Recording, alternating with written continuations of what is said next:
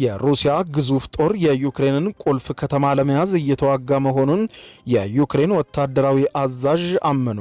የዩክሬን ከፍተኛ የጦር አዛዥ ፖግሮቪስክ የተሰኘችውን ከተማ ቁልፍ የምስራቅ ግንባር ብዛት ካላቸው የሩሲያ ኃይሎች ለመከላከል ወታደሮቻቸው ከባድ ሁኔታ ውስጥ እንደገቡ አምነዋል። ጀነራል አሌክሳንደር ሲናሬስኪ የዩክሬን ወታደሮች በርካታ ሺዎችን ጠላት ፊት ለፊት መግጠማቸውን ተናግረው ሩሲያ ተከበዋል አሊያም መፈናፈኛ አጥተዋል ማለቷንም አስተባብለዋል። ምንጮች በሩሲያ ጥይት እየዘነበባት ነው ያሉትን ቁልፍ የአቅርቦት መስመር ለመጠበቅ የዩክሬን ልዩ ኃይል መሰማራቱን የጦር አዛዡ አረጋግጠዋል። የሩሲያ መከላከያ ሚኒስትር የዩክሬን ወታደሮች እጅ እየሰጡ መሆኑንና 11 የልዩ ኃይሉ አባላት በሄሊኮፕተር ከደረሱ በኋላ መገደላቸውን አስታውቀዋል።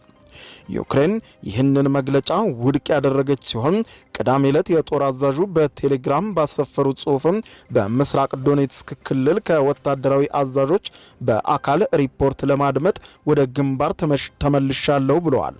ይፋ ባደረጉት አጭር ተንቀሳቃሽ ምስል ሲሬኔስኪ የጦርነት ካርታዎችን የዩክሬን ወታደራዊ ደህንነት ኃላፊዎችን ቡድኖቻቸውን ጨምሮ ከጦር አዛዦች ጋር ሲያጠኑ እንደሚያሳይም ያመለክታል። ይህ ያጋሩት ምስል መቼና የት እንደተቀረጸ ግን ግልጽ አይደለም።